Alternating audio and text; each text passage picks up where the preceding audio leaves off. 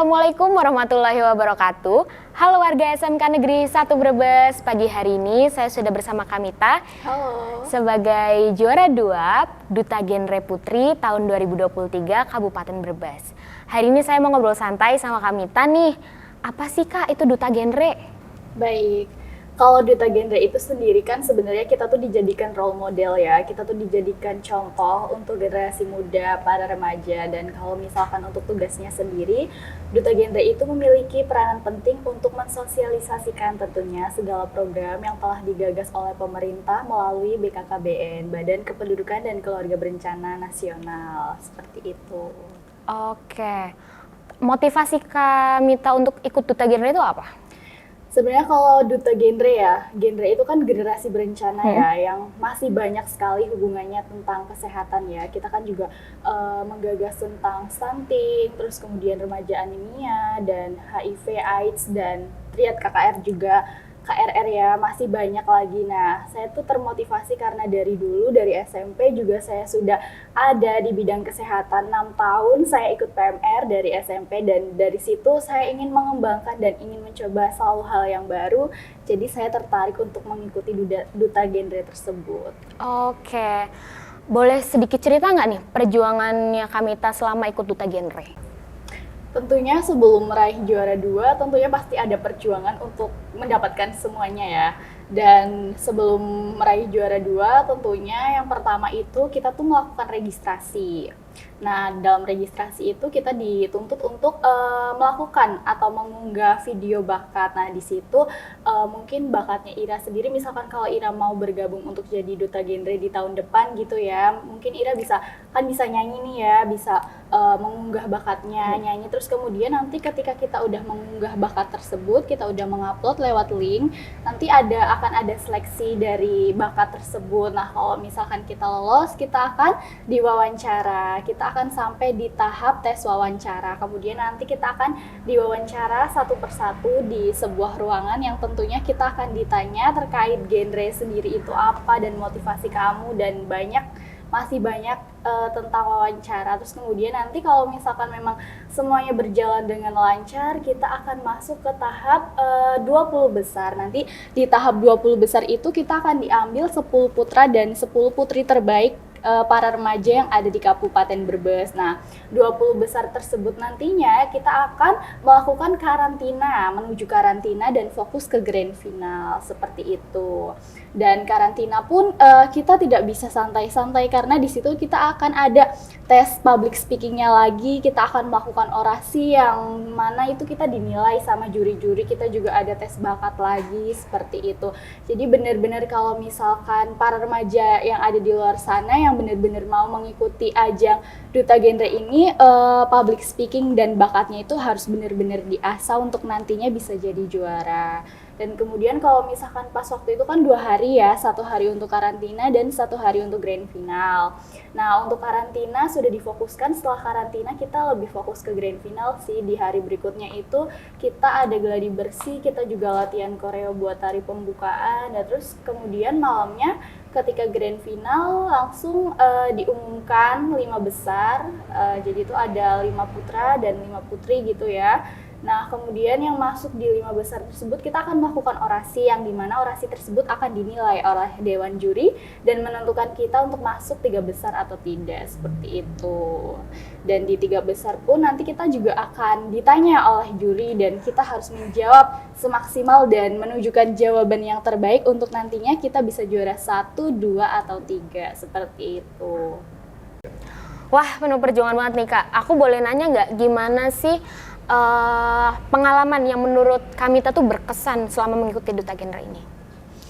Sebenarnya sih hampir dari seluruh pengalaman selama karantina, selama kita grand final juga, dan sampai saat ini pun banyak sekali pengalaman ya, karena untuk sampai saat ini pun kita masih berkomunikasi baik dengan teman-teman yang lainnya juga, teman-teman finalis, seperti itu. Dan pengalaman yang paling berkesan itu tentunya kalau misalkan kita karantina, yang pertama kita kan bertemu dengan orang baru yang pastinya baru kita kenal. Dan ternyata bertemu orang baru itu bahwasanya kadang orang tuh berpikir gini, kalau misalkan kita bertemu orang baru, nanti aku nggak dapat teman, terus nanti aku dicuekin, nanti aku canggung, asing begitu. Tapi tuh nyatanya tuh nggak sama sekali teman-teman. Jadi kalau misalkan kita ketemu orang baru, di situ kan kita ketemu orang baru banyak karakternya, terus berbeda sifat satu sama lain, dan itu tuh bikin serunya tuh di situ. Kita main games bareng, kita senam bareng, seru-seruan bareng, dan tentunya kita tuh kayak di situ di tempat karantina di grand final juga kita tuh saling support. Jadi tuh nggak ada yang namanya kalau nggak kelihatan kayak kita tuh lagi bersaing, tapi tuh kita tuh saling support satu sama lain gitu. Waduh, berkesan banget ya Kak, Iya, jadi sangat pengalaman berkesan, baru dan banget. 2 hari itu bener-bener seru banget dan banyak banget manfaatnya. Oke, gitu. Sebelumnya aku mau nanya nih, kesibukannya Kamita itu apa aja nih? Selain sebagai pelajar ya? Kalau kesibukan, kebetulan saya tidak punya kesibukan apapun. Jadi, Tapi ikut organisasi? Ya, kalau di organisasi mungkin di sekolah kemarin kan ini karena sekarang udah kelas 12, kemarin juga udah purna dari PMR dan masa jabatannya juga sudah diturunkan ke yang kelas 11, begitupun juga di Pramuka. Di Pramuka saya juga sudah purna menjadi Dewan Ambalan, sekarang menjadi Dewan Kehormatan. Ya masih bantu-bantu lah walaupun nggak terlalu menonjol karena kan udah purna kayak gitu, dan di OSIS juga udah purna karena udah kelas 12. Oh ya nih, aku mau tahu nih, Kamita ikut Duta Genre ini karena keinginan sendiri atau emang ada hal lain yang mendukung kayak, kayaknya aku harus ikut Duta Genre deh?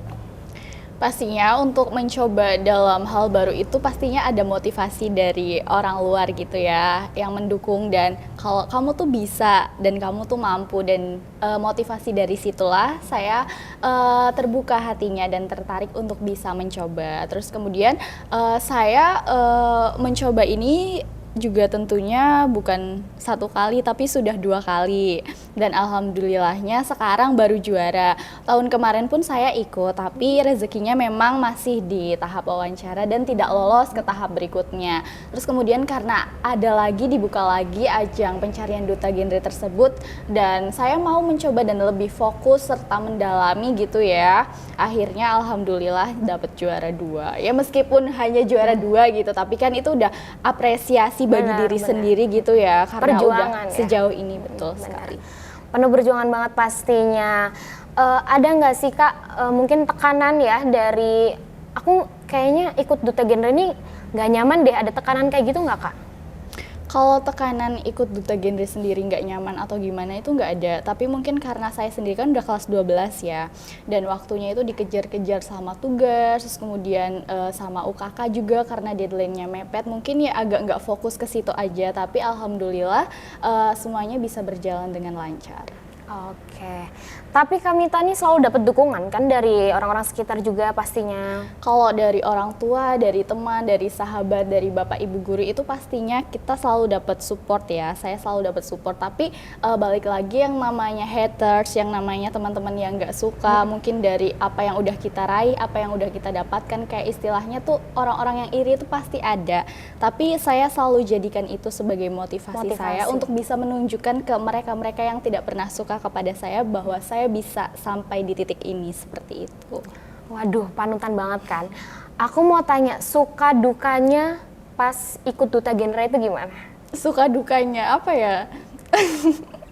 Kalau sukanya pasti banyak kegiatan di sana ya, seru. Kita juga dapat banyak pengalaman baru yang belum pernah kita alami gitu dalam hidup kita. Kalau dukanya pastinya capek karena di sana itu nguras tenaga banget, apalagi di hari kedua pas waktu mau menuju grand final itu bener-bener nguras tenaga karena dari pagi kita udah senam, dan itu senamnya cukup lumayan menguras keringat dan itu lama senamnya. Terus kemudian kita juga sarapan habis senam, terus langsung dari jam 9 itu sampai habis Jumatan ya, pas waktu itu kan hari Jumat, sampai sore jam 2 atau jam 3 itu kita baru free, terus kemudian baru persiapan untuk nanti malam grand final, dan di situ benar-benar capek dan nguras tenaga banget. Oke, selama perjuangan Kamita nih, menurut Kamita ada nggak sih yang bikin nggak percaya diri gitu? Kalau dari saya sendiri nggak ada sih, karena saya tuh gimana ya, walaupun orangnya kayak gini apa adanya gitu, kayak selalu percaya diri aja gitu. Karena kita hanya punya percaya diri untuk melakukan segala hal. Kalau misalnya kita udah nggak percaya sama diri kita sendiri, gimana kita mau melangkah ke depan, gimana kita mau melangkah maju untuk ke tahap selanjutnya, seperti itu. Jadi kita harus percaya diri. Percaya diri itu penting, tapi kalau terlalu percaya diri itu over dan itu nggak baik. Nggak baik, nggak berlebihan gitu ya.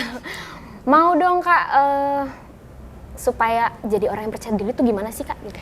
Jadi orang yang percaya diri, oke, tentunya kalau gimana sih biar kita tuh bisa percaya diri? Tentunya, emang Moira nggak percaya diri atau gimana ini? Suka insecure aja gitu. Oke, suka insecure. Nah, balik lagi ya teman-teman, semuanya pasti bukan hanya Moira aja ya, semuanya pasti itu suka insecure ya. Buat teman-teman semuanya, gimana sih caranya biar kita tuh ngurangin overthinking, biar kita tuh nggak insecure, biar kita tuh bisa percaya diri, bisa optimal gitu. Yang pertama, kita tuh harus sadar dan kita tuh harus menerima bahwa semua manusia itu pasti mempunyai kekurangan, dan jadikan kekurangan tersebut itu sebagai kelebihan, jangan untuk hambatan dalam melakukan semua kegiatan kayak gitu. Kayak aku punya kekurangan ini dan temanku lebih dari aku nggak mau, pasti aku nggak bisa, jangan seperti itu. Yang pertama, karena gini, walaupun ada ya orang yang nggak punya bakat apapun, dia nggak pintar public speaking, dia nggak punya bakat, tapi kalau misalkan dia percaya pada dirinya, kalau misalkan dia mampu untuk mencoba, dia pasti berhasil. Asalkan satu, ada niat dari hati dan dia percaya sama dirinya bahwa dia akan berhasil, seperti itu. Karena kalau misalkan kita udah percaya sama diri kita, apapun hasilnya ya udah, yang penting kita tuh udah berusaha maksimal gitu ya. Tapi kalau misalkan kita udah nggak percaya sama diri kita selalu berpikiran bahwa kita tuh selalu gagal, ya udah kita nggak akan pernah berhasil gitu. Oke, aku mau tanya, waktu berarti kan kakak di karantina dong? Iya. Adakah keluarga yang nengok atau kasih support ke sana gitu? Kebetulan kan karena kita itu karantina dan grand final itu kan hanya 2 hari, dan seluruh peserta itu pastinya berangkat ke sana itu kan diantar sama guru pembimbingnya, sama keluarganya, sama saudaranya juga ada. Setelah itu kami tuh ditinggal karena di situ kami tuh akan fokus kegiatan karantina dan grand final karena waktunya sebentar, jadi tidak ada keluarga atau saudara ataupun bapak ibu guru yang menjenguk, karena itu sengaja biar kita tuh fokus ke kegiatan tersebut, seperti itu. Oke, jadi biar nggak terganggu juga iya, gitu. Bener. Oke. Mau tanya, waktu Kamita unjuk bakat itu Kamita menunjukkan bakat apa? Sebenarnya gini ya, kalau dari bakat sebenarnya saya sendiri kayak nggak terlalu yakin gitu ya. Cuma kayak ya udah, kalau emang punya bakatnya itu ya didalami dan dicoba aja gitu. Karena pas waktu itu juga sebenarnya mau nari, cuma kan waktunya kan mepet ya untuk hafalin gerakan dan lain sebagainya, barangkali nggak cukup. Terus kemudian pas waktu itu kan mau nyanyi juga, tapi karena emang udah banyak yang nyanyi, jadi akhirnya nggak nyanyi. Dan akhirnya pas waktu itu saya menunjukkan bakat saya pas waktu itu tuh fashion show gitu. Karena kan dari SMP juga dunia modeling, tata rias, fashion show itu kan udah saya kuasai, udah ya terjun ke dunia itu gitu. Jadi berbakat banget ya, udah cantik berbakat lagi. Jadi itu udah kayak, maksudnya ya nggak ngelotok juga, masih sama-sama belajar gitu, tapi udah nyaman aja sama bakat itu. Jadi pas waktu di karantina buat seleksi bakat itu saya tampilkan itu. Oke, aku nih lihat di postingannya Duta Genre itu tuh para finalis tuh pasti diadu public speakingnya. Iya, benar. Benar banget kan? Aku mau tahu nih caranya supaya lancar public speakingnya. Gimana tuh? Yang pertama pastinya agar kita tuh lancar public speakingnya, yang pertama kita harus menguasai materi. Karena dengan kita menguasai materi, apapun yang juri tanya kepada kita pasti kita bisa menjawab. Banyak-banyak belajar, jangan bosan untuk mencari ilmu, dan jangan merasa puas diri, seperti itu. Oke. Menurut Kamita nih, gimana caranya supaya kita tuh berani tampil untuk di depan orang? Oke. Sebelum kita bisa berani tampil di depan halayak ya, di depan orang banyak, tentunya kita harus berani tampil kayak dalam ruang lingkup itu yang lebih kecil. Karena kan nggak mungkin kita tuh maju di ruang lingkup yang langsung ke besar kayak gitu. Kayak di depan orang banyak itu kan nggak mungkin.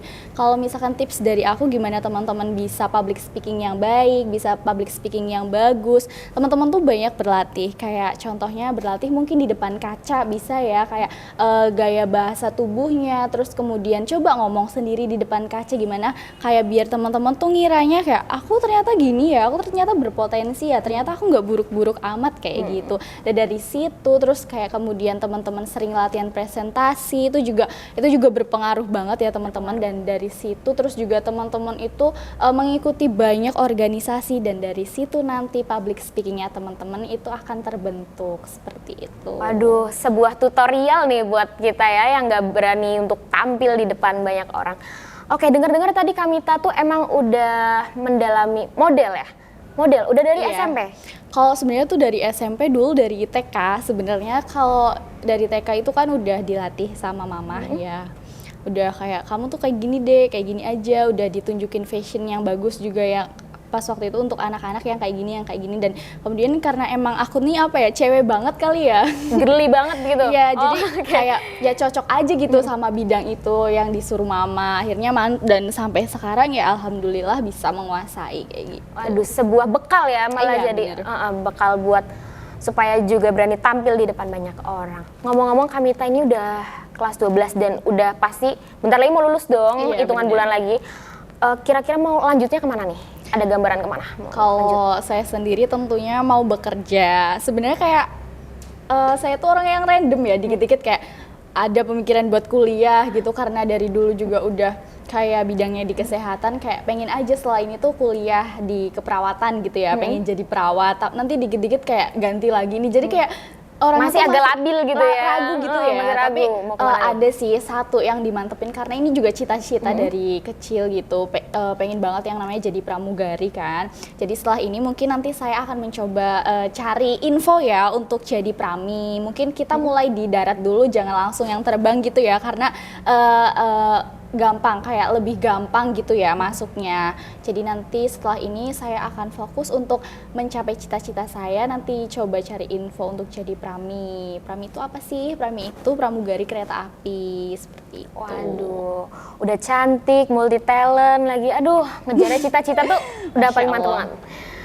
Tapi kira-kira Kamita nih sebenarnya ada nggak sih pengen lanjutin jadi model? Karena kan tadi bilangnya aku tuh udah belajar model dari kecil gitu. Jadi model. Oke, gini ya. Kalau misalkan kita jadi model gitu ya, kita terjun di dunia fashion, tentunya kan terkadang gini, namanya di dunia modeling ya nggak selalunya kita tuh harus menggunakan hijab. Ada kalanya di situ kemungkinan kita melepas hijab dan lain sebagainya. Kalau mama, kalau keluarga ya itu selalu mendukung apapun yang saya sukai. Tapi dengan catatan kamu selalu menjaga aurat kamu, jangan sampai dibuka kemana-mana, jangan sampai orang lain itu bebas melihat aurat kamu. Jadi kadang sih ya pengen, cuma kayak kita tuh melihat resikonya gitu. Bener-bener. Gimana kalau di dunia fashion, gimana kalau di dunia modeling gitu kan. Kayak pemotretannya pun nggak selalu tentang kayak Bener. Islami yang selalu Bener. pakai hijab. Kadang-kala kan juga ada yang ini itu dan lainnya. Jadi untuk menghindari itu jadi ya udahlah lebih baik jangan. Jangan, benar-benar. Tapi support nggak keluarga apapun yang dipilih sama Kamita tuh selalu support kah? Atau misalkan ada kayak, enggak jangan kurang cocok gitu? Kalau keluarga sih selalu support. Yang penting kitanya yang ngelakuin itu juga nyaman, bahagia, kayak gitu sih. Oke. Nah, ngelihat dari Kamita tadi pengen banget nih jadi wanita karir pastinya ya. Siapa Betul sih yang nggak banget. mau sukses gitu kan? Betul. Aku mau nanya nih, Kamita ada pengen berkeluarga tuh di usia berapa sih? Oke, ngomong-ngomong tentang berkeluarga ya, saya sendiri sebagai juara 2 Duta Genre Putri mengingatkan para remaja nih untuk tidak melakukan pernikahan di usia muda. Berapa sih kira-kira umur menikah yang ideal gitu ya? Untuk perempuan itu 21 tahun dan untuk laki-laki itu 25 tahun, 21, 25, keren. Nah kayak gitu. Nah, Kalau berarti misalkan nggak boleh di gimana? bawah umur ya Nggak menikahnya boleh. tuh, nggak boleh. Karena itu sangat beresiko ya untuk keturunannya nanti juga akan mengalami stunting. Terus kemudian kalau misalnya menikah di usia muda itu kan banyak sekali bayi dan ibu yang meninggal dunia. Pokoknya banyak sekali resiko-resiko nantinya yang akan merugikan sang ibu seperti itu. Oke. Dan kalau saya sendiri akan berumah tangga di umur 24. Itu pengennya sebenarnya. Tapi kan yang namanya jodoh kita kan Nggak nggak ada yang pernah tahu. tahu ya. Iya, datangnya bener di banget. usia berapa, benar sekali. Oke, tapi aku nih Rai, jangan gini-gini. Gimana sih? Oke, aku mau nanya nih, kalau menurut Kamita sebagai juara 2 duta genre putri, bahayanya menikah di usia dini itu apa sih? Bahayanya, oke. Kalau misalkan kita menikah di usia muda ya, sebelum kita usianya ideal untuk menikah. Yang pertama, untuk wanita, organ reproduksi wanita di bawah usia 21 tahun itu belum siap untuk dibuahi. Kenapa seperti itu? Belum siap direproduksi, makanya banyak bayi dan ibu yang meninggal dunia. Dan kalau misalkan kita menikah di usia muda ya, kayak emosi kita kan belum stabil, Belum gitu terkontrol, ya. Iya, ya, betul benar-benar. sekali. Kita masih memiliki ego yang sama-sama tinggi. Nantinya kalau misalkan kita menikah di usia muda, takutnya ketika nanti udah menikah sering bentrok, sering kayak beda pendapat sama pasangan kita dan timbullah yang namanya perceraian. Karena banyak sekali ya yang menikah di usia muda dan banyak sekali juga yang baru 1, 2, atau 3 tahun itu kemudian bercerai, itu banyak sekali. Dan untuk meminimalisir hal tersebut sebaiknya tidak melakukan pernikahan di usia muda. Oke, menurut Kamita sendiri faktornya apa tuh? Faktor Pernikahan dini. Faktornya mungkin karena dari keinginan sendiri ya, mungkin juga ada kayak faktor keluarga yang mendukung, kayak kamu tuh jangan menikah terlalu dewasa. Kalau kayak orang-orang yang masih notabene jadul gitu ya, menikah di angka 20 ke atas itu kan udah dibilang kamu kok nikah dewasa banget, nikah kok tua banget, nggak laku dan sebagainya. Dan akhirnya tuh menikah di usia 17, 18 itu tuh udah disuruh nikah. Kadang faktor keluarga juga ada kayak gitu. Dan kemudian karena mungkin karena udah punya pasangan gitu ya, dan pasangannya misalkan tuh terpaut jauh dengan kita, misalkan kayak kita punya 18, pasangan kita tuh udah 24, udah 25, itu kan pasangan kita udah siap untuk melakukan pernikahan ya, tapi kan kitanya belum. Tapi karena kita dituntut untuk melakukan yuk cepet yuk nikah, yuk kita bangun keluarga, akhirnya dari situlah. Oke, tapi apa sih, ada nggak nih upaya dari Kamita sendiri untuk mencegah pernikahan dini? Baik, mungkin kalau upaya dari saya ya, balik lagi itu kesadaran teman-teman masing-masing ya. Teman-teman tuh harus sadar akan jangan melakukan pernikahan di usia muda karena banyak sekali resiko dan dampak yang nantinya akan merugikan teman-teman.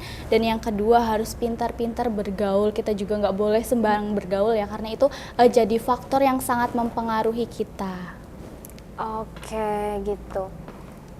Dan kalau untuk upaya saya sendiri tentunya saya akan mensosialisasikan ke warga dan para remaja yang ada di Kabupaten Brebes untuk tidak melakukan pernikahan di usia muda. Saya tidak akan berhenti untuk memotivasi, untuk selalu mengedukasi para remaja untuk selalu menerapkan pola hidup sehat ya.